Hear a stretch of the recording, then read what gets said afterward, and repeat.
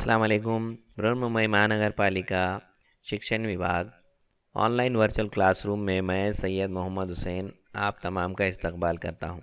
बच्चों, मदरसे बंद हैं लेकिन तालीम का सिलसिला जारी है और हम रोज़ नए वीडियो के साथ आपकी खिदमत में हाजिर होते हैं।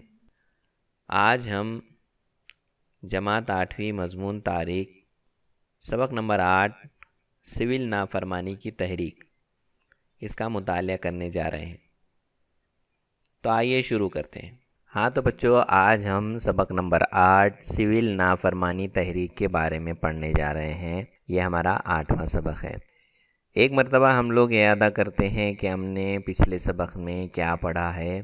हमने सीखा है तहरीक अदम ताउन क्या थी, तहरीक अदम ताउन की पेशरफ क्या थी, स्वराज पार्टी, साइमन कमीशन और नेहरू रिपोर्ट, इन तमाम का मुतालिया हम सबक नंबर 7 में कर चुके हैं।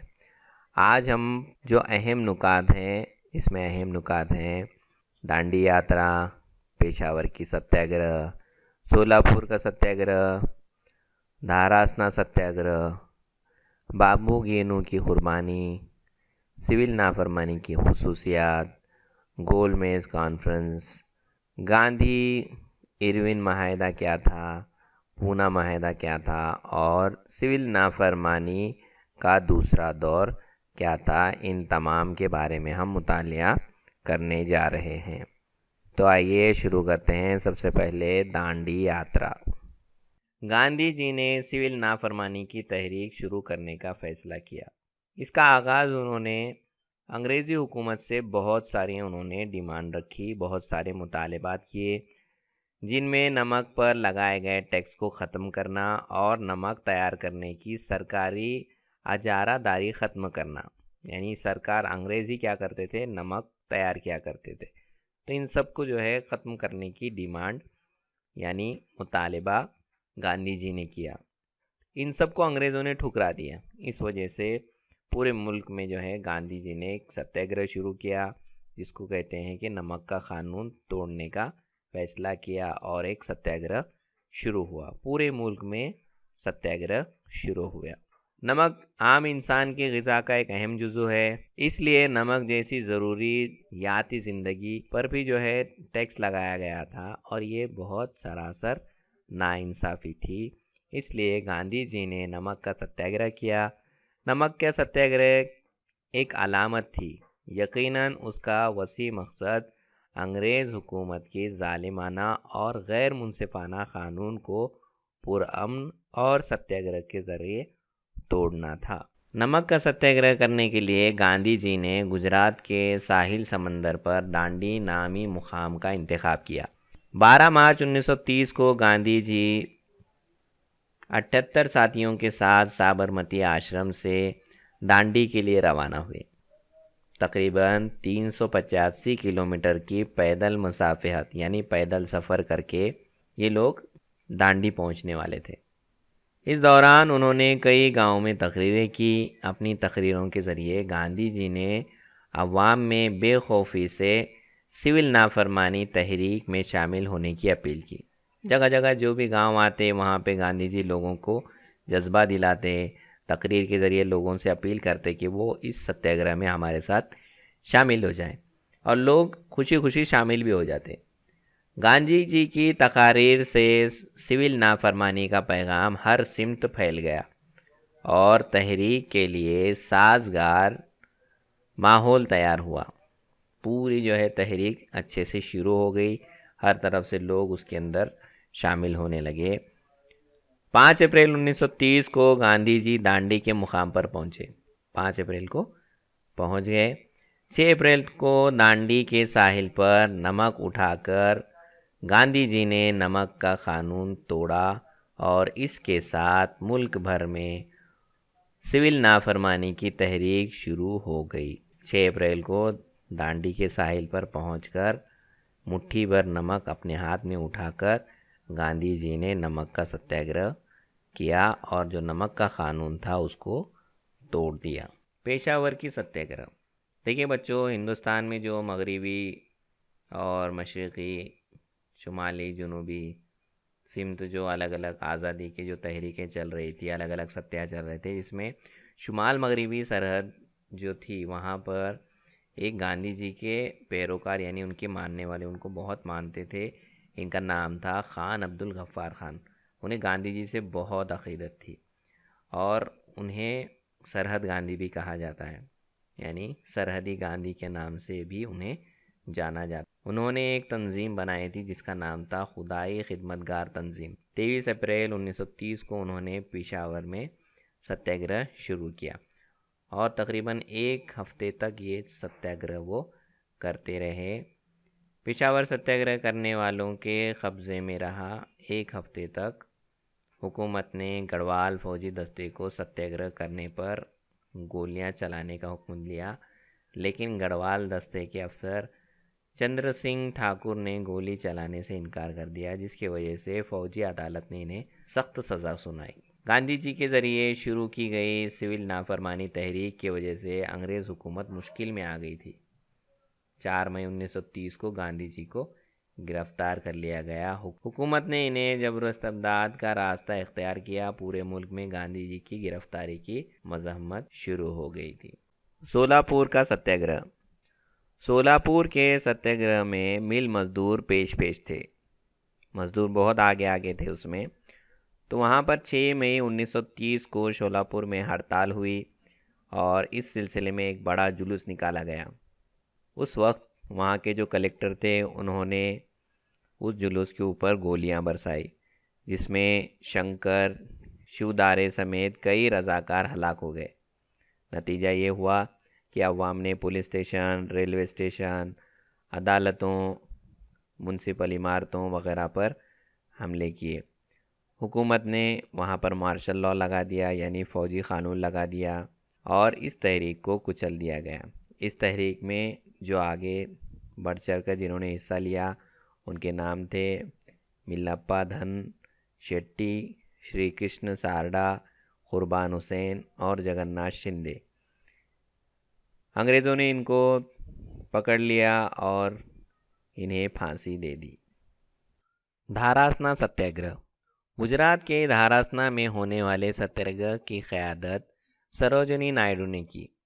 نمک کا قانون توڑنے والے ستیہ گرہوں پر پولیس نے لاٹھیاں برسائی، مگر یہ ہوتا کہ جو ستیہ گرہ ہے وہ وہیں خاموشی سے ان لاٹھیوں کو برداشت کرتے اور اس میں جو زخمی ہو جاتے ان کو علاج کے لیے لے جایا جاتا اور اس کی جگہ دوسرا گروہ وہاں پر آ کر بیٹھ جاتا، پھر پولیس ان کے اوپر لاٹھیاں برساتی۔ تو یہ سلسلہ جاری رہتا۔ مہاراشٹر میں وڈالہ، مالوان اور شروڈا کے مقام پر نمک کا ستیہ گرہ ہوا۔ الگ الگ جگہ جو ہے ستیہ گرہ ہونے لگے، نمک کے اوپر ستیہ گرہ ہونے لگے جہاں پر ساحلی علاقے تھے، اور جہاں پر ساحلی علاقے نہیں تھے، جنگلاتی علاقے تھے، وہاں پر کیا کرنے لگے، جو آدیواسی تھے وہ جنگل کا ستیہ گرہ کرنے لگے۔ اس جگہ لوگوں نے جنگلات سے متعلق قانون توڑنے کی شروعات کی۔ مہاراشٹر میں بلاشی، سنگمنیر، کلون، چرنیر پسد وغیرہ علاقوں میں جنگل ستیہ گرہ کیا گیا، جس میں آدیواسیوں نے بڑے پیمانے پر حصہ لیا۔ یہاں پر انگریزوں نے جنگل میں لکڑی کاٹنے کے لیے منع کیا آدیواسی لوگوں کو۔ ایسے میں اس گاؤں کے تمام لوگ اپنے ہاتھوں میں کلہاڑی وغیرہ لے کر نکلے اور انہوں نے جنگل میں جا کر لکڑیاں کاٹی۔ بابو گینو کی قربانی۔ ممبئی میں بدیسی مال کے بائیکاٹ کی تحریک جاری تھی۔ ستیہ گرہ کرنے والے بدیسی مال لے جانے والے سواریوں کو روک رہے تھے۔ جو مال ٹرکوں میں جاتا تھا، جو انگریزوں کا مال تھا، وہ روکا جا رہا تھا۔ ممبئی میں ایک مل مزدور جن کا نام تھا بابو گینو سید، یہ اس تحریک میں پیش تھے اور انہوں نے جو گاڑی سامان لے کے جا رہی تھی اور وہ حفاظت میں تھی، پولیس کی حفاظت میں بدیسی مال سے بھرا ہوا ایک ٹرک بابو گینو کے سامنے آیا۔ ٹرک کو روکنے کے لیے بابو گینو راستے پر لیٹ گئے اور پولیس کی دھمکی کے باوجود اپنی جگہ سے نہیں ہلے۔ آخرکار ٹرک ان کو کچلتا ہوا گزر گیا اور بابو گینو سید نے شہادت کا جام نوش کیا۔ ان کی اس قربانی نے قومی تحریک میں جوش پیدا کر دیا۔ بچوں، کیا آپ جانتے ہیں سول نافرمانی تحریک کی خصوصیات کیا تھی؟ آئیے اس کو سمجھتے ہیں۔ اب تک کی تحریکیں شہری حدود تک محدود تھی، لیکن یہ تحریکیں ملک گیر پیمانے پر چلی، یعنی سارے ملک میں چلی۔ چھوٹے چھوٹے دیہات، گاؤں، ان تمام کے لوگوں نے اس کے اندر حصہ لیا۔ اس کی دوسری خصوصیت یہ تھی کہ اس تحریک میں عورتیں، خواتین نے بڑھ چڑھ کر حصہ لیا۔ اس میں کچھ نام اہم ہیں، جیسے کستوربا گاندھی، کملا دیوی، چٹوپادھیائے، اونتیکا بائی گوکھلے، لیلاوتی منشی، ہنسا بین مہتا نے ستیہ گرہوں کی قیادت کی۔ اس کی تیسری خصوصیت یہ ہے، یہ تحریک پوری طرح عدم تشدد طریقے سے چلائی گئی، پرامن طریقے سے چلائی گئی۔ کہیں اس کے باوجود انگریزوں نے بہت زور زبردستی کی، عوام کو نہتوں کے اوپر گولیاں چلائی، جیلوں میں ڈال دیا۔ اور اس تحریک کی خصوصیت یہ تھی کہ اس تحریک کے بعد بھارتی عوام نڈر ہو گئی۔ گول میز کانفرنس۔ سول نافرمانی تحریک کے دوران برطانوی وزیر اعظم ریمسے میک ڈونلڈ کا خیال تھا کہ بھارت سے متعلق دستوری مسائل پر غور و خوض کیا جائے۔ اس کے لیے اس نے لندن میں ایک کانفرنس کا انعقاد کیا۔ اس کانفرنس کو گول میز کانفرنس کہا جاتا ہے۔ بچوں، ہم کو یہ سمجھنا ہے کہ گول میز کیوں نام رکھا گیا ہے اس کا، کیونکہ یہ جب کانفرنس ہوتی تھی تو یہ جہاں پہ کانفرنس ہوتی تھی وہ ایک ہال میں ایک بڑا سا گول میز ہوا کرتی تھی، جیسا آپ کو تصویر میں دکھائی دے گا، اس لیے اس کا نام گول میز کانفرنس رکھا گیا۔ 1930 سے 1932 کے درمیان 3 گول میز کانفرنس ہوئی۔ سمجھتے ہیں پہلی گول میز کانفرنس۔ ریمسے میک ڈونلڈ پہلی گول میز کانفرنس کے صدر تھے، جو کہ برطانیہ کے وزیر اعظم تھے۔ اس کانفرنس میں بھارت اور برطانیہ کے مختلف نمائندے موجود تھے، جن میں بھارت کی طرف سے ڈاکٹر بابا صاحب امبیڈکر، سر تیج بہادر، بیرسٹر محمد علی جناح وغیرہ شامل تھے۔ مرکزی سطح پر ذمہ دار طرز حکومت، بھارت میں متحد ریاستوں کے قیام جیسے مختلف موضوعات پر بحث ہوئی۔ اس کانفرنس میں مختلف سیاسی جماعت اور دیسی ریاستوں کے نمائندے موجود تھے، مگر بھارتی قومی جماعت نے اس کانفرنس میں حصہ نہیں لیا۔ بھارتی قومی جماعت یعنی انڈین نیشنل کانگریس ملک کے نمائندہ قومی جماعت تھی، اس لیے اس کی شرکت کے بغیر یہ گول میز کانفرنس بے نتیجہ ثابت ہوئی۔ کہ قومی جماعت جو بنائی گئی تھی اس کا کوئی بھی ممبر اس کے اندر شامل نہیں ہوا تھا، اس لیے یہ گول میز کانفرنس بنا کسی نتیجے کی نکلی۔ پہلی گول میز کانفرنس بے نتیجہ ثابت ہونے کے بعد گاندھی جی اور ارون ان کے بیچ میں ایک معاہدہ ہوا۔ برطانوی وزیر اعظم کو امید تھی کہ بھارتی قومی جماعت دوسری گول میز کانفرنس کے مباحثے میں شریک ہوگی، اس لیے جو برطانیہ کے وزیر اعظم تھے ان کی اپیل کے پیش نظر وائس رائے نے گاندھی جی اور دیگر رہنماؤں کو جیل سے آزاد کر دیا اور انڈین نیشنل کانگریس کو آزادانہ طریقے سے اس مباحثے میں حصہ لینے کے لیے تیار کیا۔ یعنی اس وقت کے جو وائس رائے تھے جن کا نام تھا ارون اور گاندھی جی، ان کے دونوں کے بیچ میں ایک سمجھوتا ہوا جسے گاندھی جی اور ارون، اس لیے اس کو گاندھی ارون معاہدہ کہا جاتا ہے۔ اس معاہدے میں کیا طے ہوا تھا؟ اس معاہدے کی روح سے بھارت کی طرف سے دستور اعتبار سے ذمہ دار حکومت کی تجویز پیش ہوئی، اسے قبول کرنے کا وعدہ کیا۔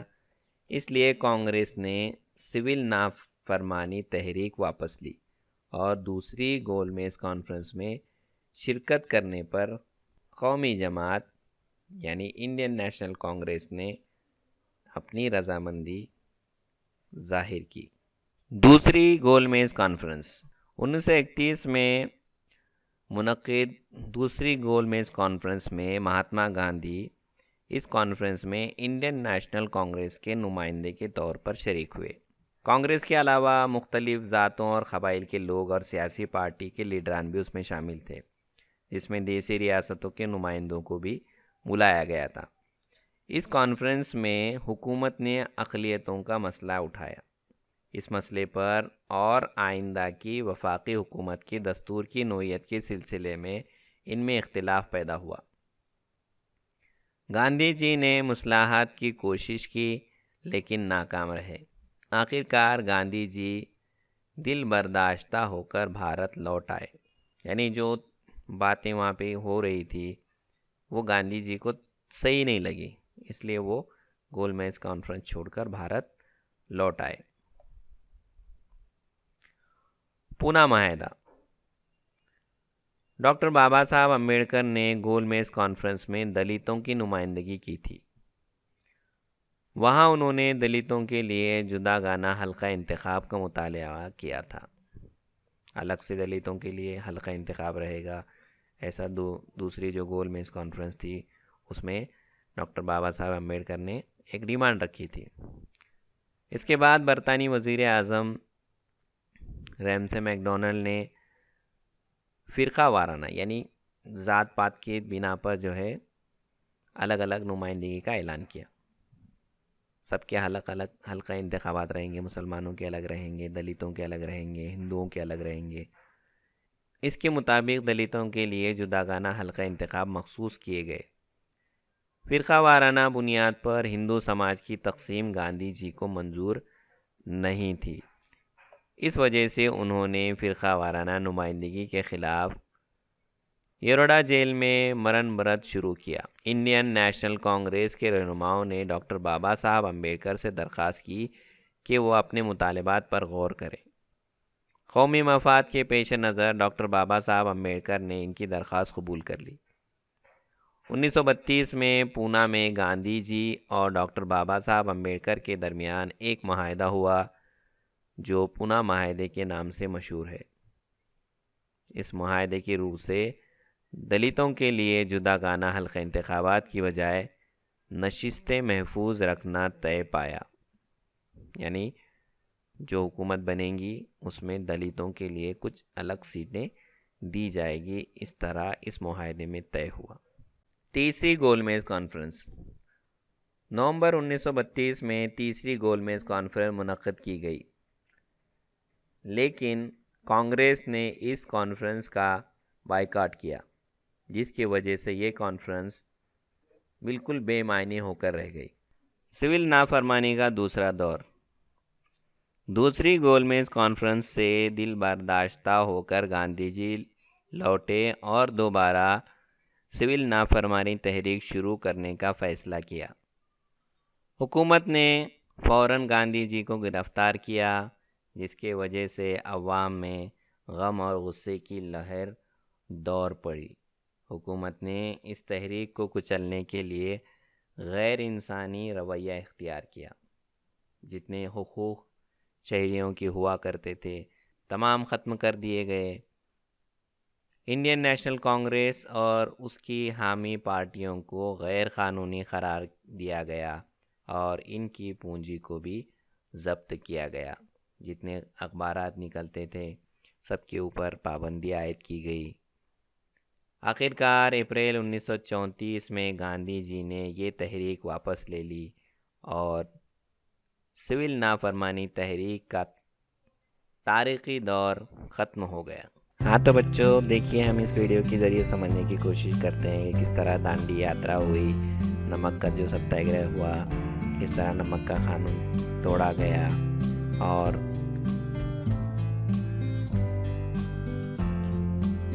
اس میں بھارتی عوام نے بڑھ چڑھ کر حصہ لیا۔ اس کے ساتھ ساتھ انگریزوں نے جو ان کے اوپر ظلم کیے، اس کو بھی ہم اس ویڈیوز میں دیکھ سکتے ہیں۔ گاندھی جی کو جب گرفتار کیا گیا اور اس کے بعد میں جو قومی جماعت تھی اس کے جو ممبران تھے ان کو گرفتار کیا گیا، ان کی پونجیاں ضبط کی گئی اور اس طرح کے بہت سارے ظلم جو ہے بھارتی عوام کے اوپر کیے گئے۔ اس کے ساتھ ساتھ ہم اس میں یہ بھی دیکھ سکتے ہیں کہ گول میز کانفرنس میں جو لوگ شامل ہوئے تھے، پہلی گول میز کانفرنس، دوسری گول میز کانفرنس میں کس طرح سے بھارتی رہنماؤں نے حصہ لیا، ان تمام کو ہم ان تصویروں میں سمجھنے کی کوشش کر سکتے ہیں۔ دوسری گول میز کانفرنس میں گاندھی جی نے حصہ لیا۔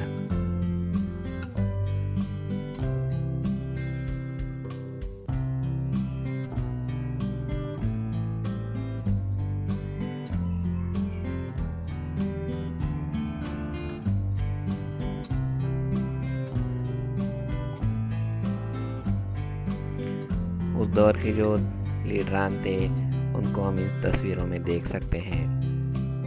گاندھی جی جب ستیہ گرہ لیے جاتے تو اس دور میں لوگ بڑھ چڑھ کر ان کا استقبال کرتے اور اس تحریک کو آگے بڑھایا کرتے۔ اس کے ساتھ ساتھ ہم ان تصویروں میں یہ بھی دیکھ سکتے ہیں کہ گاندھی جی نے جو ہریجن نامی اخبار جاری کیا اور ایروڈا جیل میں جب گاندھی جی نے مرن برت رکھا اور ڈاکٹر بابا صاحب امبیڈکر اور ان کی جب ملاقات ہوئی، یہ بھی ہم ان تصویروں میں دیکھ سکتے ہیں۔ قومی جماعت کا قیام، اس کا اجلاس، ان تمام چیزوں کو ہم دیکھ سکتے ہیں۔ امرن پوشن ہوا تھا گاندھی جی کا، اس کے بعد جب سول نافرمانی تحریک کو واپس لیا گیا، انگریزوں کی جو ظلم تھی اس کی وجہ سے گاندھی جی نے اس تحریک کو واپس لے لیا۔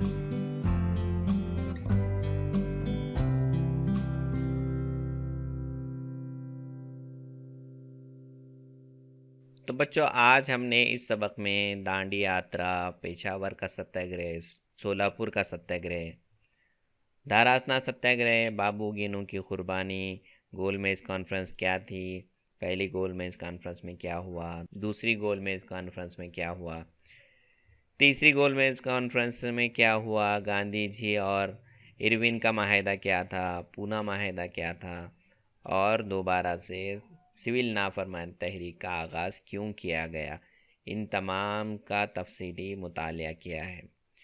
امید ہے یہ سبق آپ کے سمجھ میں آ گیا ہوگا۔ اگلے ویڈیو میں ہم ایک نئے سبق کے ساتھ پھر ملیں گے۔ اللہ حافظ۔